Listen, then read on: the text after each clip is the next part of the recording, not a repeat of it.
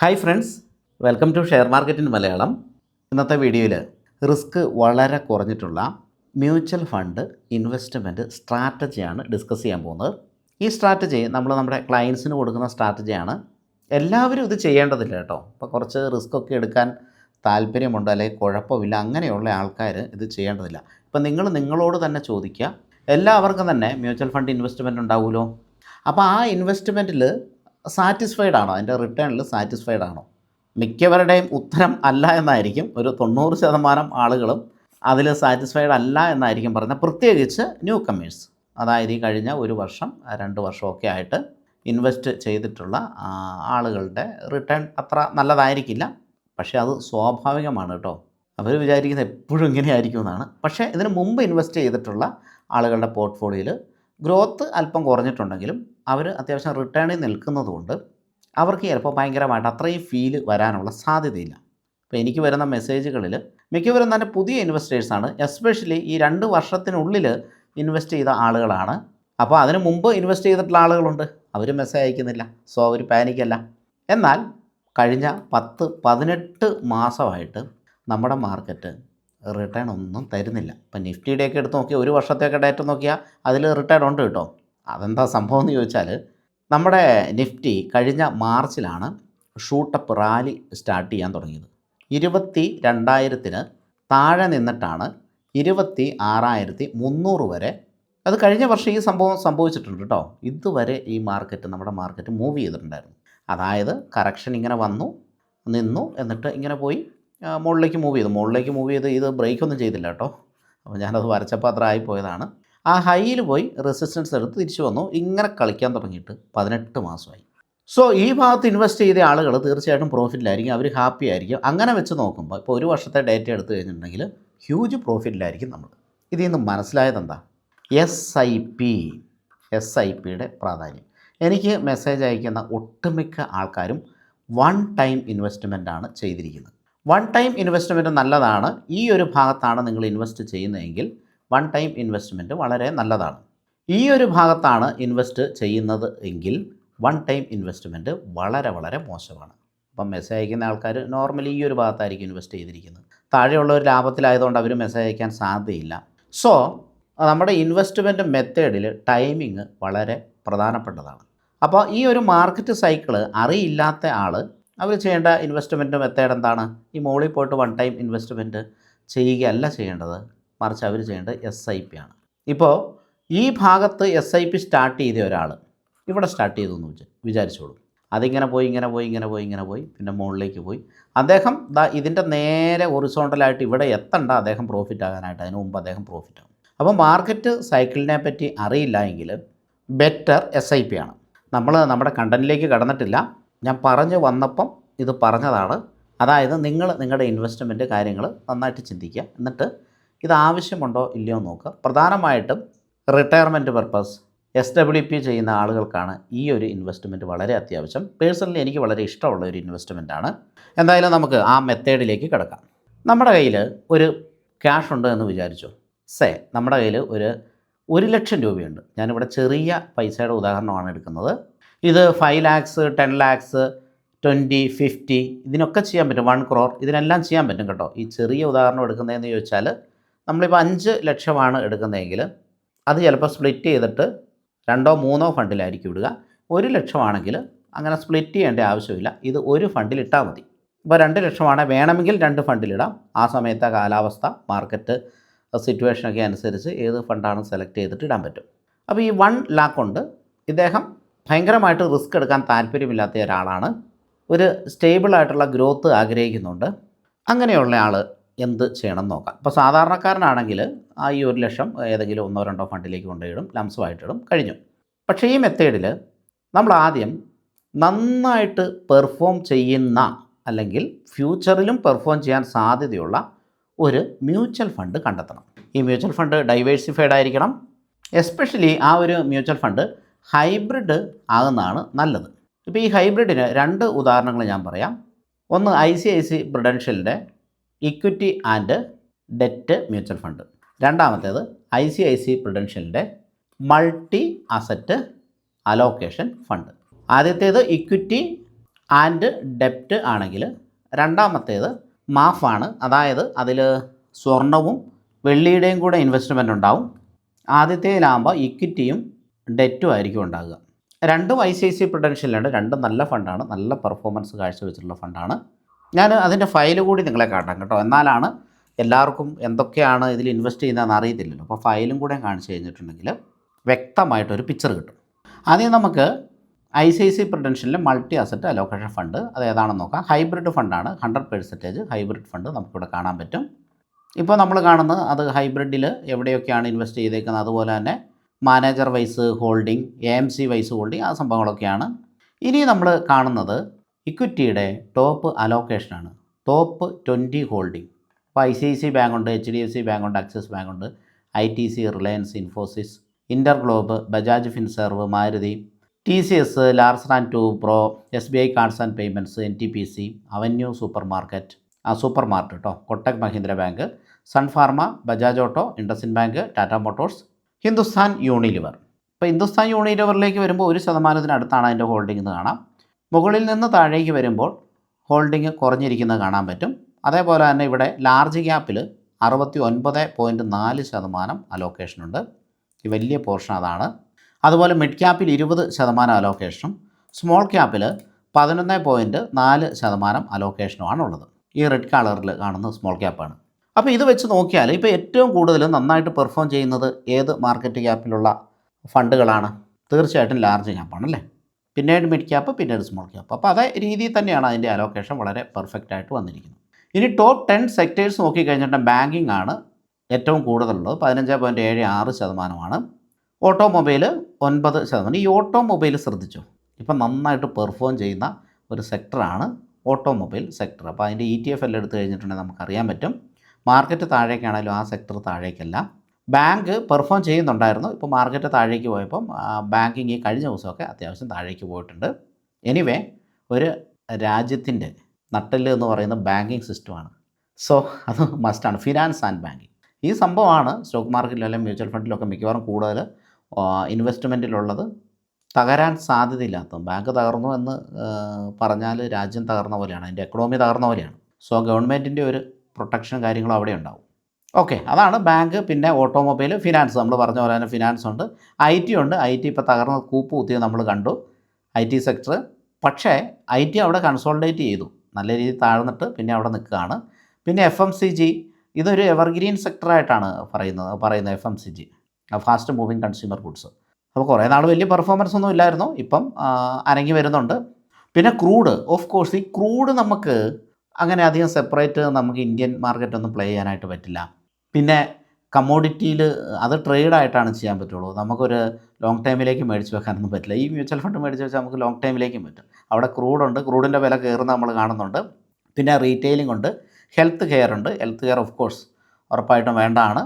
Pharma sector വലിയ ഡൗണൊന്നുമല്ല. പിന്നെ insurance sector, അതിപ്പോൾ GST കാര്യങ്ങളൊക്കെ കുറച്ചുകൊണ്ട് അതും ഒരു ലൈം ലൈറ്റിലുണ്ട്. പിന്നെ ഇൻഫ്രാസ്ട്രക്ചർ സെക്ടർ, ഇത് കുറേ വർഷങ്ങളായിട്ട് പെർഫോം ചെയ്യുന്നില്ലായിരുന്നു, ഇപ്പോൾ കുറച്ച് തല പൊക്കിയിട്ടുണ്ട്. അപ്പോൾ ഇതാണ് ടോപ്പ് സെക്ടേഴ്സിൽ മോശമോ കാര്യങ്ങളോ ഒന്നുമില്ല. ഇനി ഗവൺമെൻറ് സെക്യൂരിറ്റീസിലും മറ്റുമൊക്കെ ഹോൾഡ് ചെയ്യുന്നുണ്ട്. അങ്ങനെയുള്ള ടോപ്പ് 20 ഹോൾഡിങ്സ്, അതായത് ഇതിൽ ഡെറ്റ് ഉണ്ട് എന്നുള്ളതാണ്. ഡെറ്റ് അലോക്കേഷനും ഉണ്ട്, ഇക്വിറ്റി ഉണ്ട്, ഡെറ്റ് ഉണ്ട്, പിന്നെ കമ്മോഡിറ്റി ഉണ്ട് കേട്ടോ. അപ്പോൾ അതെവിടെയൊക്കെയാണ് എന്നുള്ളത് 20 ബോണ്ടുകളും മറ്റുമൊക്കെയാണ്, ട്രഷറി ബിൽസ്, ബോണ്ടുകളും മറ്റുമൊക്കെയാണ്. അപ്പോൾ അതിനെ പറ്റിയിട്ട് വിശദമായിട്ട് ഇവിടെ പറഞ്ഞിട്ടുണ്ട്. ഇപ്പോൾ ഏറ്റവും കൂടുതൽ ഗവൺമെൻറ് സെക്യൂരിറ്റീസിലാണ് ഹോൾഡ് ചെയ്യുന്നത്, 4.58. പിന്നെ കോർപ്പറേറ്റ് ഡെറ്റിൽ 3.42, ട്രഷറി ബിൽസിൽ 1.95, സർട്ടിഫിക്കറ്റ് ഓഫ് ഡെപ്പോസിറ്റിൽ 1.40, അങ്ങനെ പോകുന്നു. ഇനി ഗോൾഡ് അലോക്കേഷനാണ്. 0.71% ആണ് ഗോൾഡിലുള്ള അലോക്കേഷൻ. ഈ ഫണ്ടിൽ നോർമലി ഗോൾഡിൻ്റെ അലോക്കേഷൻ കുറവാണ്, ചില സമയത്ത് അത് കൂട്ടാറുണ്ട് കേട്ടോ. ഇപ്പോൾ അത് കുറച്ചേക്കുവാണ്, എന്തുകൊണ്ടാണ്? ഗോൾഡ് ഇപ്പോൾ പെർഫോം ചെയ്യാത്തതുകൊണ്ടായിരിക്കാം. എന്നാൽ സിൽവറിൽ ഇവിടെ അലോക്കേഷൻ കാണിച്ചിട്ടില്ല. ഇവർക്ക് സിൽവറിലും അലോക്കേഷൻ ചെയ്യാൻ കേട്ടോ, കുഴപ്പമൊന്നുമില്ല, കാരണം മൾട്ടി അസറ്റ് അലോക്കേഷൻ ഫണ്ടാണ്. സിൽവറിലും ഗോൾഡിലും നല്ല രീതിയിൽ അലോക്കേഷനുള്ള ഫണ്ടുകളുണ്ട്. ഇപ്പോൾ ഞാൻ പറഞ്ഞിട്ടുണ്ട്, അത് കൊട്ടക്കിൻ്റെ മൾട്ടി അസറ്റ് അലോക്കേഷൻ ഫണ്ട്, DSBയുടെ മൾട്ടി അസറ്റ് അലോക്കേഷൻ ഫണ്ട്, അങ്ങനെ നല്ല രീതിയിൽ ഗോൾഡിലും സിൽവറിലും അലോക്കേഷനുള്ള ഫണ്ടുണ്ട്. അതേപോലെ തന്നെ ഞാൻ നോക്കുന്നത് ഇൻ്റർനാഷണൽ ഫണ്ടുകളിൽ ഉള്ള അലോക്കേഷനാണ്. ഇപ്പോൾ ഇവിടെ ട്രെപ്സിലൊക്കെ 6%-ന് മുകളിൽ അലോക്കേഷൻ ഉണ്ട് കേട്ടോ. പിന്നെ റൈറ്റ്, അതായത് ഈ റെൻ്റൽ ഇൻകം ഒക്കെ കിട്ടുന്ന പ്രോപ്പർട്ടീസ് അതൊക്കെയാണ്. ഇനിയിപ്പോൾ പാസ്റ്റ് പെർഫോമൻസ് നോക്കി കഴിഞ്ഞിട്ടുണ്ടെങ്കിൽ 6 മാസത്തെ റിട്ടേൺ തന്നെ 5% മുകളിലുണ്ട്, 1 വർഷത്തേത് 16.74% ഉണ്ട്, 3 വർഷത്തെ CAGR 18.99% ഉണ്ട്, 5 വർഷത്തേത് 18.74% ഉണ്ട്, 10 വർഷത്തേത് 16.86% CAGR ഉള്ള, എൻ്റെ ഓർമ്മ ശരിയാണെങ്കിൽ 25 വർഷം പഴക്കമുള്ള ഒരു മ്യൂച്വൽ ഫണ്ടാണ്. 25 30 എന്നുള്ളത് മറന്നുപോയി, മിനിമം 25 ഉണ്ട്. അപ്പോൾ അത്രയും പഴക്കമുള്ള ഒരു മ്യൂച്വൽ ഫണ്ടാണ് ICICI Prudential multi asset fund. അപ്പോൾ ഈ റിപ്പോർട്ട് ഞാൻ പ്രിപ്പയർ ചെയ്തിരിക്കുന്ന 6/3/2026 ഈ കഴിഞ്ഞ ദിവസം കേട്ടോ. ഇപ്പോൾ നമ്മൾ എടുക്കേണ്ട ഫണ്ടിനെ പറ്റിയിട്ട് ഏകദേശം ഒരു ധാരണ കിട്ടിയില്ലേ. അപ്പോൾ മൾട്ടി അസറ്റ് അലോക്കേഷൻ ഫണ്ട് ഈ ICICI പ്രൊഡൻഷ്യൽ വളരെ നല്ലതാണ്. അതുപോലെ വേറെ ഉണ്ട് കേട്ടോ. അപ്പോൾ എന്തായാലും ഇവിടെ നമ്മൾ ICICI പ്രൊഡൻഷ്യൽ എടുക്കുന്നു എന്ന് വിചാരിച്ചു. അങ്ങനെയാണെങ്കിൽ ICICI പ്രൊഡൻഷ്യലിൻ്റെ ഒരു ലിക്വിഡ് ഫണ്ടിലേക്ക് നമ്മൾ ഈ പറയുന്ന 1 ലക്ഷം രൂപ ഇൻവെസ്റ്റ് ചെയ്യുന്നു. ലിക്വിഡ് ഫണ്ടാണ്, പേടിക്കാനൊന്നുമില്ലല്ലോ. അതിൻ്റെ ഗ്രാഫ് എങ്ങനെയാണ് പോകുന്നത്? ഇങ്ങനെ പോകും അല്ലേ, താഴേക്കില്ല മുകളിലേക്കില്ല, ഇങ്ങനെ പോകും. അപ്പോൾ അതിൻ്റെ റിട്ടേൺ എത്രയായിരിക്കും കിട്ടുക? 6 to 7% ആയിരിക്കും അതിൻ്റെ റിട്ടേൺ ഉള്ളൂ. 6 മുതൽ 7% വരെയാണ് ഈ ലിക്വിഡ് ഫണ്ടിൻ്റെ റിട്ടേൺ ഉള്ളത്. അപ്പോൾ ലിക്വിഡ് ഫണ്ട് എന്തിനാണ് സെലക്ട് ചെയ്യുന്നതെന്ന് ചോദിച്ചാൽ, ഏത് ഫണ്ടാണോ നമ്മൾ ശരിക്കും ഇൻവെസ്റ്റ് ചെയ്യാൻ ഉദ്ദേശിക്കുന്നത് ആ കമ്പനിയുടെ അല്ലെങ്കിൽ ആ AMCയുടെ ലിക്വിഡ് ഫണ്ടാണ് എടുക്കേണ്ടത്. ഇവിടെ ICICI സെലക്ട് ചെയ്തുകൊണ്ട് നമ്മൾ ICICIയുടെ ലിക്വിഡ് ഫണ്ട് എടുത്തു. പക്ഷേ അതിൽ റിട്ടേൺ നമ്മൾ ഓർക്കുക, പെർ ഇയർ 6 to 7% റിട്ടേണേ ഉള്ളൂ. 6.5 കിട്ടുമായിരിക്കും. ഞാൻ അതിൻ്റെ ഫയൽ എടുത്തിട്ടുണ്ട്, അത് കാണിക്കുന്നില്ല. നോർമലി അതിൽ അത്രയൊക്കെ തന്നെയാണ് പറയാനുള്ളൂ. അപ്പോൾ ഇതിലേക്ക് നമ്മൾ 1 ലക്ഷം രൂപ ഇൻവെസ്റ്റ് ചെയ്യുന്നു. 7 ദിവസം വരെ എക്സിറ്റ് ലോഡുണ്ട്. അത് വളരെ ചെറുതാണ് എക്സിറ്റ് ലോഡ്. എനിവേ ആ 7 ദിവസം വരെ നമ്മൾ വെയിറ്റ് ചെയ്യുന്നു. ഇപ്പോൾ ലിക്വിഡ് ഫണ്ട് നമ്മൾ ഇന്ന് ഇൻവെസ്റ്റ് ചെയ്തിട്ടുണ്ടെങ്കിൽ, ഇന്ന് പൈസ ഇട്ട് കഴിഞ്ഞിട്ടുണ്ടെങ്കിൽ നാളെ തന്നെ നമ്മുടെ പോർട്ട്ഫോളിയോയിലേക്ക് വരും. ഒറ്റ വർക്കിംഗ് ഡേ മതി അത് വരാനായിട്ട്. വിൽക്കുമ്പോഴും അങ്ങനെ തന്നെ. ഇപ്പോൾ ഇന്ന് വിറ്റ് കഴിഞ്ഞാൽ നാളെ വർക്കിംഗ് ഡേ ആണെങ്കിൽ അത് നമ്മുടെ ബാങ്കിലേക്ക് പൈസ എത്തി. അപ്പോൾ അതാണ് ലിക്വിഡ് ഫണ്ടിൻ്റെ പ്രത്യേകത. അങ്ങനെ 1 ലക്ഷം രൂപ എന്തായി ലിക്വിഡ് ഫണ്ടിലായി. അതിനുശേഷം 7 ദിവസം കഴിഞ്ഞ്, അതായത് എക്സിറ്റ് ലോഡ് ഒഴിവാക്കാൻ വേണ്ടിയിട്ടാണ്, 7 ദിവസം കഴിഞ്ഞിട്ട് STP ചെയ്യുന്നു. ഈ STP 2 രീതിയിൽ ചെയ്യാം. ഒന്നെങ്കിൽ മന്ത്ലി STP ചെയ്യാം, അല്ലെങ്കിൽ ഡെയിലി STP ചെയ്യാം. അപ്പോൾ ഞാനിത് ചെക്ക് ചെയ്താണ്. മന്ത്ലി SIP ആണെങ്കിൽ മിനിമം 250 റുപ്പീസാണ് ഒരു ദിവസം, പേഴ്സൻറ്റേജ് അല്ല കേട്ടോ, 250 റുപ്പീസാണ് ഒരു ദിവസം ട്രാൻസ്ഫർ ചെയ്യാൻ പറ്റുള്ളൂ. മിനിമം. മാക്സിമം എത്ര വേണമെങ്കിലും ചെയ്യാൻ പറ്റും. അത് മന്ത്ലി അല്ല, അത് ഡെയിലി SIP കേട്ടോ. മന്ത്ലി ആകുമ്പോൾ ഈ 250 തന്നെ, 250ൻ്റെ മുകളിലേക്ക് എത്ര വേണമെങ്കിലും ചെയ്യാൻ പറ്റും. അപ്പോൾ നമ്മളിവിടെ ഓർക്കേണ്ട കാര്യം, ഒരു മാസത്തിൽ മാക്സിമം 22 വർക്കിംഗ് ഡേയ്സേ ഉള്ളൂ. ശനിയും ഞായറും അവധി ദിവസമാണ്. മറ്റ് അവധികളും വരാൻ സാധ്യതയുണ്ടല്ലോ, എല്ലാ മാസവും അല്ലെങ്കിൽ ചില മാസമൊക്കെ. അപ്പോൾ മാക്സിമം 22 ഡേയ്സ് മാത്രമേ ഉള്ളൂ. അപ്പോൾ ഇവിടെ അഡ്വൈസബിൾ ആയിട്ടുള്ളത് ഡെയിലി SIP ആണെങ്കിൽ 250 നമുക്ക് മിനിമം ചെയ്യാൻ പറ്റുള്ളൂ. അതുകൊണ്ട് ഡെയിലി SIP അല്ല STP, അത് 250 ചെയ്യാം. ഇങ്ങനെ എത്ര ദിവസം ചെയ്യാൻ പറ്റും? 250 × 400 ആണ് 1 ലക്ഷം. അപ്പോൾ ഞാനൊന്ന് മായ്ച്ച് കളയാം. അതായത് 400 ദിവസം നമുക്ക് ഈ ട്രാൻസ്ഫറിങ് നടത്താൻ പറ്റും.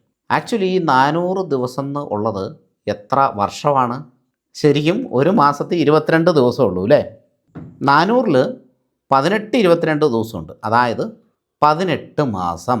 18 കുറച്ച് കൂടുതലും ഉണ്ട്. അപ്പോൾ ഈ പറയുന്ന 18 മാസത്തോളം ഈ ട്രാൻസ്ഫറിങ് നടക്കും. അതായത് 1.5 വർഷം, 1.5 ഇയേഴ്സ്. ആക്ച്വലി ഇതിൻ്റെ സയൻറ്റിഫിക് ആയിട്ടുള്ള കണക്ക്, ഈ 1 ലക്ഷം രൂപ 3 വർഷം കൊണ്ടാണ് ഈ പറയുന്ന ഹൈ റിട്ടേൺ പൊട്ടൻഷ്യൽ ഫണ്ടിലേക്ക് ട്രാൻസ്ഫർ ചെയ്യേണ്ടത്. കുറച്ചും കൂടെ സേഫ്റ്റി നോക്കുന്നവർ കേട്ടോ. അപ്പോൾ അങ്ങനെ നോക്കുമ്പോൾ അവർക്ക് ഡെയിലി ട്രാൻസ്ഫറിങ് നടക്കില്ല, മറിച്ച് മന്ത്ലി ട്രാൻസ്ഫറിങ് ആണ് നടക്കുകയുള്ളൂ. അത് എത്ര രൂപയാണ് വരുന്നതെന്ന് വെച്ചിട്ട് കാൽക്കുലേറ്റ് ചെയ്തിട്ട് അങ്ങനെ ചെയ്യാം. അപ്പോൾ 3 വർഷം കൊണ്ട് ട്രാൻസ്ഫർ ചെയ്യാം. ഇപ്പോൾ നമ്മൾ ട്രാൻസ്ഫർ ചെയ്യുന്നത് 1.5 വർഷം കൊണ്ടാണ്. അപ്പോൾ കുറച്ചും കൂടെ സെക്യൂർ ആയിട്ടുള്ള ഏതാണ്? 3 വർഷമാണ്. അപ്പോൾ അതിൻ്റെ ഫയൽ ഇപ്പോൾ ഞാൻ പ്രിപ്പയർ ചെയ്തിട്ടില്ല. ഞാനത് പ്രിപ്പയർ ചെയ്ത് പലർക്കും അയച്ചു കൊടുത്തിട്ടുണ്ട്, നമ്മുടെ ക്ലയൻസിനൊക്കെ കൊടുത്തിട്ടുള്ളതാണ്.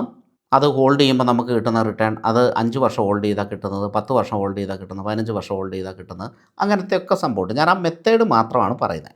അപ്പോൾ ഇത് 1.5 വർഷം കൊണ്ട് ട്രാൻസ്ഫർ ചെയ്ത് എത്തിക്കണോ, 3 വർഷം കൊണ്ട് ട്രാൻസ്ഫർ ചെയ്ത് എത്തിക്കണോ എന്നുള്ളത് നമ്മൾ തന്നെ തീരുമാനിക്കുക.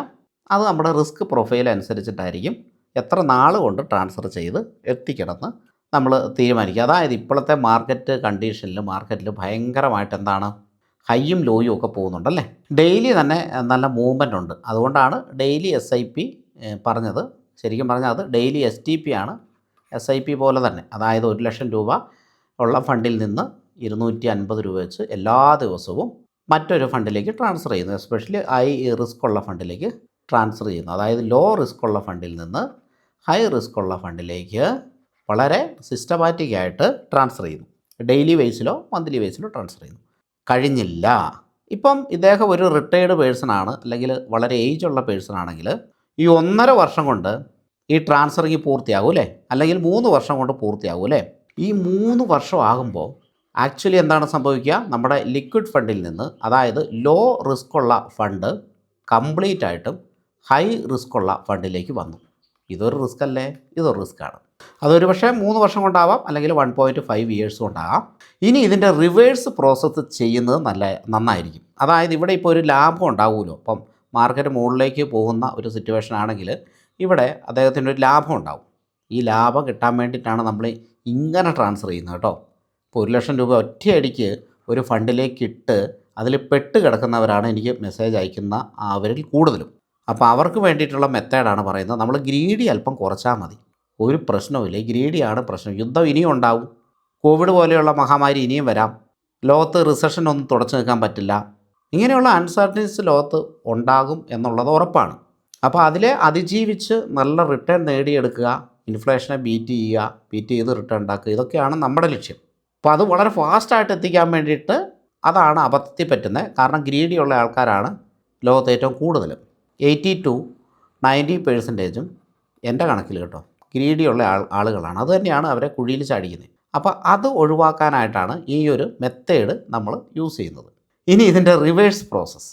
ഹൈ റിസ്ക് ഉള്ള ഫണ്ടിൽ പൈസ മൊത്തമായി കഴിഞ്ഞിട്ടുണ്ടെങ്കിൽ അവർക്ക് SWP ചെയ്യണമെങ്കിൽ ആ സമയത്തെ കാലാവസ്ഥയും കാര്യങ്ങളും നോക്കിയതിന് ശേഷം ഒന്നെങ്കിൽ ഈ പൈസ ഹൈ റിസ്ക് ഉള്ള ഫണ്ടിൽ തന്നെ കീപ്പ് ചെയ്യാം. കാരണം ഇതിൻ്റെ CAGR നമ്മൾ കണ്ടു കഴിഞ്ഞു. 10 വർഷത്തെ വരെ 18% മുകളിലാണ്. 10 വർഷത്തെ 18 അല്ല 16% മുകളിലാണ്. ഈ 16% മുകളിൽ പോയി കഴിഞ്ഞിട്ടുണ്ടെങ്കിൽ നല്ല റിട്ടേൺ ആണല്ലേ. 5 വർഷത്തേത് ആണ് എനിക്ക് തോന്നുന്നു 18% മുകളിൽ. 1 ഇയർ റിട്ടേൺ പോലും വളരെ നല്ല റിട്ടേൺ ആണ്. ഇപ്പോൾ ഇങ്ങനെ റിട്ടേൺ ഉള്ള ഈ ഒരു ഫണ്ടല്ല, ഒരുപാട് ഫണ്ട്സ് ഉണ്ട്. വിദേശ കമ്പനികളിൽ കൂടി ഇൻവെസ്റ്റ് ചെയ്യുന്ന ഫണ്ടുകൾ പ്രിഫർ ചെയ്ത് കഴിഞ്ഞാൽ വളരെ നല്ലതാണ്. അതായത് ഇക്വിറ്റി, പിന്നെ ഡെറ്റ്, പിന്നെ ഇൻ്റർനാഷണൽ അതായത് ഓവർസീസ് ഫണ്ട്സ്, പിന്നെ കമോഡിറ്റി, ഗോൾഡ് ആൻഡ് സിൽവർ, ഇത്രയും സംഭവങ്ങളുള്ള ഫണ്ട്. അങ്ങനെ ഒരു മ്യൂച്വൽ ഫണ്ട് ഞാൻ കണ്ടിട്ടുണ്ടായിരുന്നു, പേര് മറന്നുപോയി. പക്ഷേ ഇനി റിസർച്ച് ചെയ്യുമ്പോൾ കിട്ടും. അത് പെർഫോം ചെയ്യുന്നുണ്ടെങ്കിൽ കിട്ടും. കാരണം എവിടെയൊക്കെ മ്യൂച്വൽ ഫണ്ട് തല പൊക്കുന്നുണ്ടോ, പെർഫോം ചെയ്യുന്നുണ്ടോ, അവനെ നമ്മൾ പിടിച്ചിരിക്കും. അപ്പോൾ അത് പെർഫോം ചെയ്യുന്നുണ്ടെങ്കിൽ കിട്ടും. ഞാൻ ഇന്നാളത് കണ്ടായിരുന്നു അങ്ങനെ ഒരു ഫണ്ട്. അപ്പോൾ അങ്ങനെയുള്ള ഫണ്ടും ഇന്ത്യൻ മാർക്കറ്റിലുണ്ട്. പക്ഷേ പെർഫോം ചെയ്തില്ല കാര്യമൊന്നുമില്ല. ആ ഫണ്ട് പെർഫോം കൂടെ ചെയ്യുന്നുണ്ടെങ്കിൽ അത് പരിഗണിക്കാം. ഇപ്പോൾ അത് പരിഗണിക്കേണ്ടതില്ല, കാരണം ഇപ്പോൾ അത് പെർഫോം ചെയ്യുന്നില്ല. അപ്പോൾ ഞാൻ പറഞ്ഞു വന്നത് SWP, അതായത് എല്ലാ മാസവും ഒരു പൈസ ആവശ്യമുണ്ട് എങ്കിൽ കാലാവസ്ഥയും കാര്യങ്ങളൊക്കെ കറക്റ്റ് ആണെങ്കിൽ ഈ ഹൈ റിസ്ക് ഉള്ള ഫണ്ടിൽ നിന്ന് തന്നെ നമുക്ക് വിഡ്രോ SWP കൊടുക്കാവുന്നതാണ്. സ്ഥിരമായിട്ട് ഒരു ഇൻകം നമുക്ക് ജനറേറ്റ് ചെയ്യാവുന്നതാണ്. അപ്പോൾ കൂടുതൽ പൈസയൊക്കെ ഇടണം. 1,00,000 ഒന്നും ഇട്ടിട്ട് അങ്ങനെ വിഡ്രോ ചെയ്യുന്ന കാര്യമല്ല ഞാൻ പറഞ്ഞത്. ഇപ്പോൾ കൂടുതൽ ലക്ഷങ്ങൾ ഇടുവാണെങ്കിൽ നമുക്കത് ചെയ്യാൻ പറ്റുന്നതാണ്. കുറവാണെങ്കിൽ ചെയ്യാം, അപ്പോൾ എമൗണ്ട് കുറവായിരിക്കുന്നേ ഉള്ളൂ. എന്തെങ്കിലും പ്രശ്നം വന്നാൽ, അതാണ് വളരെ പ്രധാനപ്പെട്ടത്, എന്തെങ്കിലും പ്രശ്നം നമ്മൾ ഫീൽ ചെയ്യുന്നുണ്ടെങ്കിൽ ഇമ്മീഡിയറ്റ്ലി ഈ ഫണ്ടിൽ നിന്ന് നമ്മുടെ ലിക്വിഡ് ഫണ്ട് താഴെ പോലെ ലിക്വിഡ് ഫണ്ടിലേക്ക് എന്ത് ചെയ്യാം? പൈസ സ്വിച്ച് ചെയ്യാം. ഇപ്പോൾ നമ്മളിങ്ങനെ ഇൻവെസ്റ്റ് ചെയ്തു, ഹൈ റിസ്ക് ഫണ്ടിൽ ഒരു 5 ലക്ഷം രൂപയുണ്ട് എന്ന് വിചാരിച്ചു. അപ്പോൾ മാർക്കറ്റിൽ എന്തോ ഒരു അൺസർട്ടനിറ്റി നമുക്ക് ഫീൽ ചെയ്തു. നമ്മൾ ഉടനെ തന്നെ വേണമെങ്കിൽ 2.5 lakhs എന്ത് ചെയ്യാൻ പറ്റും? ലിക്വിഡ് ഫണ്ടിലേക്ക് സ്വിച്ച് ചെയ്യാം. അത് കാലാവസ്ഥ അനുസരിച്ച് ചെയ്താൽ മതി. അല്ലെങ്കിൽ ഈ 5 lakhs ഉള്ളതിൽ നിന്ന് നമ്മുടെ പഴയ മെത്തേഡ് തന്നെ STP വഴി ലിക്വിഡ് ഫണ്ടിലേക്ക് പൈസ ഇടാം. അപ്പോൾ 2 രീതിയിൽ ചെയ്യാൻ പറ്റും. STP വഴി ഒരു 1000 രൂപ വെച്ചിട്ട് ഡെയിലി STP പോവുക എന്നുള്ള രീതിയിലോ 500 രൂപ വെച്ചിട്ട് ഡെയിലി STP പോവുക എന്നുള്ള രീതിയിലോ നമുക്ക് ഈ പറയുന്ന പോലെ ട്രാൻസ്ഫർ ചെയ്യാൻ പറ്റും. അതിൽ നിന്ന് SWP ചെയ്യാൻ പറ്റും. SWP ഈ 2 ഹൈ റിസ്ക് ഉള്ള ഫണ്ടിൽ നിന്നും ചെയ്യാം, ലോ റിസ്ക് ഉള്ള ഫണ്ടിൽ നിന്നും ചെയ്യാം, ഏതിൽ നിന്ന് വേണമെങ്കിലും ചെയ്യാം. അപ്പോൾ ഈ ഒരു അഡ്ജസ്റ്റ്മെൻറ്റ് നിങ്ങൾക്ക് മനസ്സിലായെന്ന് വിചാരിക്കുന്നു. ഇത് എല്ലാവരും ചെയ്യണോ, എപ്പോഴും ചെയ്യണോ എന്ന് ചോദിച്ചാൽ വേണ്ട, ആവശ്യമുണ്ടെങ്കിൽ ചെയ്യണം. നമ്മുടെ മാർക്കറ്റ് എങ്ങോട്ട് പോകുന്നു കാര്യങ്ങളൊക്കെ നോക്കിയിട്ട് ആവശ്യമുണ്ടെങ്കിൽ ചെയ്യണം. ഇതാണ് ഞാൻ പറഞ്ഞിട്ടുള്ള റിസ്ക് വളരെ കുറഞ്ഞിട്ടുള്ള ലംസം ഇൻവെസ്റ്റ്മെൻറ്റ് മെത്തേഡ്. ഇതിൽ നഷ്ടം വരാനുള്ള സാധ്യത വളരെ കുറവാണ്. നോർമലി STP മെത്തേഡ് പറയുമ്പോഴും SWP മെത്തേഡ് പറയുമ്പോഴും ചില ആളുകൾ പാനിക്കായിട്ട് ചോദിക്കുന്ന ചോദ്യമുണ്ട്, ഇതിന് ടാക്സ് വരില്ലേ എന്നുള്ളത്. തീർച്ചയായിട്ടും ടാക്സ് വരും. STP ചെയ്യുമ്പോഴും SWP ചെയ്യുമ്പോഴും ഒരു ഫണ്ടിൽ നിന്ന് മറ്റൊരു ഫണ്ടിലേക്ക് മാറുകയോ, ഇനി SWP ആണെങ്കിൽ നമ്മുടെ മ്യൂച്വൽ ഫണ്ട് യൂണിറ്റിൻ്റെ കുറച്ച് ഭാഗം വിൽക്കുകയുമാണ് ചെയ്യുന്നത്.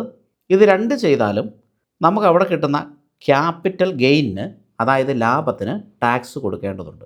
1 വർഷത്തിനുള്ളിൽ ചെയ്യുന്നതിന് ഷോർട്ട് ടൈം ക്യാപിറ്റൽ ഗെയിൻ ടാക്സും 1 വർഷം കഴിഞ്ഞിട്ടുള്ള വിഡ്രോവലിന് ലോങ് ടൈം ക്യാപിറ്റൽ ഗെയിൻ ടാക്സും ആപ്ലിക്കബിൾ ആണ്. ലിക്വിഡ് ഫണ്ടിൻ്റെ ടാക്സ് മറ്റൊരു രീതിയിലാണ് കണക്ക് കൂട്ടുന്നത്. ടാക്സിലേക്ക് ഞാൻ പോകുന്നില്ല, കാരണം ഇവിടെ നമ്മൾ കൊടുക്കേണ്ട ടാക്സ് എന്ന് പറയുന്നത് വളരെ ചെറുതാണ്. ലിക്വിഡ് ഫണ്ടിൽ നിന്ന് നമ്മൾ ഹൈ ഗ്രോത്ത് ഉള്ള ഫണ്ടിലേക്ക് ട്രാൻസ്ഫർ ചെയ്യുമ്പോൾ ലിക്വിഡ് ഫണ്ടിൽ ഓൾറെഡി നമുക്ക് കിട്ടുന്ന ലാഭം വളരെ ചെറുതായതുകൊണ്ട് പ്രാക്ടിക്കലി നമ്മൾ അവിടെ കൊടുക്കുന്ന ടാക്സും വളരെ വളരെ ചെറുതായിരിക്കും. എന്നാൽ ഈ ടാക്സ് ലാഭിക്കാൻ വേണ്ടി ഇങ്ങനെ ചെയ്യാതിരുന്നാൽ, ഇതാണ് പലർക്കും പറ്റുന്ന അബദ്ധം, ടാക്സ് ലാഭിക്കാൻ വേണ്ടിയിട്ട് ഈ ഒരു മെത്തേഡുകളൊന്നും അവർ ചെയ്യില്ല. അപ്പോൾ അങ്ങനെ ചെയ്താൽ മാർക്കറ്റിൻ്റെ കറക്റ്റ് ടൈമിലല്ല നമ്മൾ ഇൻവെസ്റ്റ് ചെയ്യുന്നതെങ്കിൽ കറക്റ്റ് ടൈം പ്രെഡിക്റ്റ് ചെയ്യാൻ ബുദ്ധിമുട്ടുമാണ്. അപ്പോൾ അങ്ങനെയാണ് നമ്മൾ ഇൻവെസ്റ്റ് ചെയ്യുന്നതെങ്കിൽ വർഷങ്ങളോളം നമ്മൾ ലോസിൽ നിൽക്കാനുള്ള സാധ്യതയുണ്ട്, അല്ലെങ്കിൽ കിട്ടാവുന്ന വലിയ ലാഭം കുറയാനുള്ള സാധ്യതയുണ്ട്. ഇവിടെ നമ്മൾ എത്രയാണോ ടാക്സ് കൊടുക്കുന്നത് അതിനേക്കഴിഞ്ഞും വലിയ എമൗണ്ട് ആയിരിക്കും അങ്ങനെ നമുക്ക് ലോസ് വരുന്നത്. അതുകൊണ്ട് ടാക്സ് പേടിക്കേണ്ടതില്ല. നമ്മളൊരു തീപ്പെട്ടിക്കമ്പ് മേടിക്കുകയാണെങ്കിൽ പോലും അതിന് ടാക്സ് കൊടുക്കുന്നുണ്ട്. കാറ് മേടിക്കുമ്പോഴും മറ്റു വലിയ ഇപ്പോൾ സ്ഥലങ്ങൾ മറ്റ് വാങ്ങുമ്പോഴും വിൽക്കുമ്പോഴും ഒക്കെ ടാക്സ് കൊടുക്കുന്ന കാര്യം നമ്മൾ ശ്രദ്ധിക്കാറുണ്ടെങ്കിലും വീട്ടിലേക്ക് 1 കിലോ ഉപ്പ് മേടിച്ചാൽ പോലും നമ്മൾ ടാക്സ് കൊടുക്കുന്നുണ്ട്. അതുപോലെ ഏത് നിക്ഷേപത്തിന് ലാഭം കിട്ടിയാലും അതിന് നമ്മൾ ടാക്സ് കൊടുക്കുന്നുണ്ട്. FD ഒക്കെ അതിന് ഉദാഹരണമാണ്. അങ്ങനെ ടാക്സ് കൊടുക്കുന്ന ഒരു രാജ്യത്ത് മ്യൂച്വൽ ഫണ്ടിന് മാത്രമായിട്ട് ടാക്സ് കൊടുക്കുമ്പോൾ നമ്മൾ അധികം വിഷമിക്കേണ്ടതില്ല. പ്രത്യേകിച്ചും ലിക്വിഡ് ഫണ്ടിൽ നിന്ന് ഹൈ ഗ്രോത്ത് ഉള്ള ഫണ്ടിലേക്ക് STP ചെയ്യുമ്പോൾ നമ്മൾ കൊടുക്കേണ്ട ടാക്സ് അവിടെ വളരെ കുറവുമാണ്. മാത്രമല്ല ഇത് വളരെ സിസ്റ്റമാറ്റിക്കായിട്ട് ചെയ്യുന്നതുകൊണ്ട് അതിനെക്കഴിഞ്ഞൊക്കെ വളരെ വലിയ പ്രോഫിറ്റ് നമുക്ക് ലഭിക്കാനുള്ള സാധ്യതയുണ്ട്. ഇനി അടുത്ത ഒരു സംശയം, എപ്പോഴും നമുക്ക് പാസ്റ്റ് റിട്ടേൺ മാത്രമാണ് പറയാൻ പറ്റുള്ളൂ, ഫ്യൂച്ചർ റിട്ടേൺ ഒരിക്കലും പറയാൻ പറ്റില്ല. കാരണം അത് ഫ്യൂച്ചറിൽ സംഭവിക്കുന്ന കാര്യമാണ്. അത് പ്രഡിക്റ്റ് ചെയ്യാനായിട്ട് പ്രത്യേക കവടികളോ കാര്യങ്ങളോ ഒന്നും നമ്മുടെ കയ്യിലില്ല. ഇനി മായാവിയുടെ മാതൃക വടി കിട്ടിയാൽ അത് പ്രെഡിക്റ്റ് ചെയ്തതിനെ പറ്റി ചിന്തിക്കാം. അപ്പോൾ ഒരുപാട് പേടിയുള്ളവർ FD ചെയ്യുക, കുറച്ചൊക്കെ റിസ്ക് ഒക്കെ എടുക്കാൻ താല്പര്യമുള്ളവർക്ക് മ്യൂച്വൽ ഫണ്ടിൽ ഇൻവെസ്റ്റ് ചെയ്യാം. ഓർക്കുക, ഒട്ടും റിസ്ക് എടുക്കാതെ നമുക്ക് ഒന്നും നേടാനാവില്ല. അപ്പോൾ നോർമലി ലോസിലും കാര്യങ്ങളിലൊക്കെ നിൽക്കുന്ന ആൾക്കാർക്ക് ഈ ഒരു മെത്തേഡ് പരീക്ഷിക്കാവുന്നതാണ്. അപ്പോൾ ഇത് ചെയ്യുമ്പോൾ തീർച്ചയായിട്ടും നിങ്ങൾക്ക് ഇതിനെപ്പറ്റി അറിവില്ലെങ്കിൽ സർട്ടിഫൈഡ് ആയിട്ടുള്ള ഒരു ഫിനാൻഷ്യൽ അഡ്വൈസറിൻ്റെ അഡ്വൈസ് എടുക്കാവുന്നതാണ്. അപ്പോൾ മ്യൂച്വൽ ഫണ്ടിൻ്റെ കേസിൽ അത് മ്യൂച്വൽ ഫണ്ട് ഡിസ്ട്രിബ്യൂട്ടറാണ്. അപ്പോൾ ഞാനൊരു ആംഫി രജിസ്റ്റേർഡ് മ്യൂച്വൽ ഫണ്ട് ഡിസ്ട്രിബ്യൂട്ടറാണ്. താല്പര്യമുണ്ടെങ്കിൽ എൻ്റെ അഡ്വൈസ് എടുക്കാവുന്നതാണ്. പിന്നെ നമ്മുടെ അഡ്വൈസ് എടുക്കുമ്പം ആരുടെയാണെങ്കിലും അവർ ആ ഒരു അഡ്വൈസറുടെ ക്ലയൻ്റ് ആകേണ്ടത് വളരെ അത്യാവശ്യമാണ്. കാരണം നിങ്ങളുടെ പോർട്ട്ഫോളിയോ അവർക്ക് മാനേജ് ചെയ്യാൻ പറ്റണം. പോർട്ട്ഫോളിയോയിൽ കാര്യങ്ങളൊക്കെ ചെയ്യുന്നത് ക്ലയൻറ്റിൻ്റെ പെർമിഷനോട് കൂടിയായിരിക്കും. ക്ലയൻറ്റിൻ്റെ OTP സംഭവങ്ങൾ ക്ലയൻ്റ് ആയിരിക്കും അത് അപ്രൂവ് കാര്യങ്ങളൊക്കെ ചെയ്യുന്നത്. എല്ലാ കാര്യത്തിനും അപ്രൂവ് ചെയ്യുന്നവരായിരിക്കും. പക്ഷേ എന്തൊക്കെ ചെയ്യണമെന്ന് നിങ്ങളുടെ അഡ്വൈസർ നിങ്ങൾക്ക് പറഞ്ഞു തരും. ഇന്ന കാര്യങ്ങളാണ് നമ്മൾ ചെയ്യേണ്ടതെന്നുള്ളത് അത് അവർക്കല്ലേ അറിയുള്ളൂ. അപ്പോൾ അങ്ങനെ ക്ലയൻ്റ് ആകാൻ താല്പര്യമുണ്ടെങ്കിൽ ഡിസ്ക്രിപ്ഷനിൽ ലിങ്കുകളുണ്ട്. Asset Plus, Funds Bazaar, Angel One account എടുക്കാവുന്നതാണ്. അതിന് മുമ്പൊന്ന് വാട്സപ്പ് ചെയ്തേക്കുക അക്കൗണ്ട് എടുക്കുന്നതിന് മുമ്പ്. അപ്പോൾ നിങ്ങളുടെ കാര്യങ്ങൾ ചോദിച്ചിട്ട് ഏതിലാണ് അക്കൗണ്ട് എടുക്കേണ്ടതെന്ന് ഞാൻ പറഞ്ഞു തരും. അതിനുശേഷം അക്കൗണ്ട് കാര്യങ്ങൾ എടുത്തതിന് ശേഷം നമ്മുടെ പ്രശ്നങ്ങൾ എങ്ങനെയുള്ള ഇൻവെസ്റ്റ്മെൻറ്റാണ് ചെയ്യേണ്ടത് എന്നുള്ളത് നമ്മൾ ഡിസ്കസ് ചെയ്തിട്ട് രണ്ടുപേരും കൂടെ ഓരോരുത്തർക്കും ഓരോന്നാണ്. അതായത് ഓരോരുത്തർക്കും ഓരോ ലക്ഷ്യമാണ്, ഓരോ ഏജാണ്, ഓരോ ഫിനാൻഷ്യൽ ബാക്ക്ഗ്രൗണ്ടാണ്. അതുകൊണ്ട് തന്നെ ഓരോരുത്തർക്കുള്ള അഡ്വൈസ് വ്യത്യാസമായിരിക്കും. എന്തായാലും വാട്സപ്പ് നമ്പർ ഡിസ്ക്രിപ്ഷനിൽ കൊടുത്തിട്ടുണ്ട്. സീരിയസ് ആയിട്ട് ഇൻവെസ്റ്റ് ചെയ്യുന്നവർ മാത്രം കോൺടാക്റ്റ് ചെയ്യുക കേട്ടോ. തമാശ പറയുന്നവർ എനിക്ക് അറിയാൻ പറ്റും, വാട്സപ്പിൽ അങ്ങനെയുള്ള മെസ്സേജുകൾ വരുന്നുണ്ട്. പിന്നെ കുറച്ചൊക്കെ ഇതിനെപ്പറ്റി അറിവുണ്ടെങ്കിൽ കോൺടാക്റ്റ് ചെയ്യുന്നതായിരിക്കും നല്ലത്. തീരെ അറിവില്ലാത്തവർ അവരുടെ സംശയങ്ങൾ തീരില്ല. FDയിൽ ഗ്യാരണ്ടീഡ് റിട്ടേൺ ആണ്, അത് കൂടാനുള്ള സാധ്യതയില്ല. അത് നമ്മൾ ഇൻവെസ്റ്റ് ചെയ്യുമ്പോഴേ അറിയാം ഇത്ര റിട്ടേൺ ആണ് നമുക്ക് കിട്ടുക. അപ്പോൾ ആ കിട്ടിയ റിട്ടേണിന് ഫുള്ളി ടാക്സും കൊടുക്കണം. മ്യൂച്വൽ ഫണ്ടിലാകുമ്പോൾ ഇത് കൂടാനുള്ള സാധ്യതയുണ്ട്, കൂടാനും കുറയാനും സാധ്യതയുണ്ടെന്ന് പറഞ്ഞല്ലോ. അപ്പോൾ കുറയുന്ന കാര്യം നമ്മൾ ഓൾറെഡി പറഞ്ഞു കഴിഞ്ഞു. ഇനി കൂടാനും സാധ്യതയുണ്ട്. ഇപ്പോൾ FDയിലൊക്കെ നമുക്ക് ചിലപ്പോൾ 7% കിട്ടുന്ന റിട്ടേൺ മ്യൂച്വൽ ഫണ്ടിൽ 15% കിട്ടാം, 14 കിട്ടാം, 13 കിട്ടാം, 16 കിട്ടാം, 18 കിട്ടാം. പെർ ഇയർ നമുക്ക് അങ്ങനെ കിട്ടാനുള്ള സാധ്യത മ്യൂച്വൽ ഫണ്ടിലുണ്ട്. FDയിൽ ആ സാധ്യതയില്ല. അതുപോലെ തന്നെ FD ഇപ്പോൾ 1 വർഷമായിട്ട് മെച്യൂറായെന്ന് വിചാരിച്ചു, ഈ 1 lakhന് ഒരു ഇൻട്രസ്റ്റ് കിട്ടും. ആ ഇൻട്രസ്റ്റിന് TDS കാര്യങ്ങൾ അങ്ങനെ അതിന് ടാക്സ് പിടിക്കും. മ്യൂച്വൽ ഫണ്ട് മെച്യൂർ ആകുന്നില്ല, നമുക്ക് എപ്പോൾ വേണമെങ്കിലും പിൻവലിക്കാം. 1 വർഷം ആകണമെന്നില്ല. ഇൻവെസ്റ്റ് ചെയ്ത് 1 മാസത്തിനുള്ളിൽ പിൻവലിക്കണോ പിൻവലിക്കാം, ഒരാഴ്ചയ്ക്കുള്ളിൽ പിൻവലിക്കണോ പിൻവലിക്കാം. ഒരു വർഷം കഴിഞ്ഞിട്ട് പിൻവലിക്കണോ? പിൻവലിക്കാം. 10 വർഷം കഴിഞ്ഞിട്ടാണോ പിൻവലിക്കുന്നത്? അപ്പോൾ പിൻവലിക്കാം. ഈ പിൻവലിക്കുമ്പോൾ മാത്രമേ ടാക്സ് വരുന്നുള്ളൂ. അപ്പോൾ നിങ്ങൾ പിൻവലിക്കാതിരിക്കുകയാണ്, 10 വർഷമായിട്ടും പിൻവലിക്കാതിരിക്കുകയാണ്, 20 വർഷമായിട്ടും പിൻവലിക്കാതിരിക്കുകയാണെന്ന് വിചാരിച്ചു, ടാക്സ് ഇല്ല. എഫ് ഡിക്ക് അങ്ങനെയല്ല. എഫ് ഡി നിങ്ങൾ എപ്പോൾ പിൻവലിക്കുന്നോ, അല്ല പിൻവലിക്കലല്ല, എല്ലാ വർഷവും അത് മെച്യൂർ ആകുന്നുണ്ടാവും. ചിലത് 1.5 വർഷത്തിൻ്റെ എഫ് ഡി ഒക്കെ ഉണ്ട് കേട്ടോ. പക്ഷേ ഇയർലി ആണ് അത് കണക്ക് കൂട്ടുന്നത്. അപ്പം മെച്യൂർ ആകുമ്പോൾ ആ ടാക്സ് കൊടുത്തേ പറ്റൂ. അപ്പോൾ അങ്ങനെ വ്യത്യാസം പറയാനാണെങ്കിൽ ഒരുപാട് കാര്യങ്ങളുണ്ട്. നമുക്ക് എന്തായാലും വീഡിയോ വൈൻഡപ്പ് ചെയ്യാം. ഈ ആശയം മനസ്സിലായെന്ന് വിചാരിക്കുന്നു. സ്വന്തമായിട്ട് ചെയ്യുന്നവർക്ക് അങ്ങനെ ചെയ്യാം. നമ്മുടെ ഒരു അഡ്വൈസോട് കൂടി ചെയ്യണമെങ്കിൽ അങ്ങനെ ചെയ്യാം. Thank you for watching. അപ്പോൾ നമുക്ക് മറ്റൊരു വീഡിയോയിൽ വീണ്ടും കാണാം. Happy investing.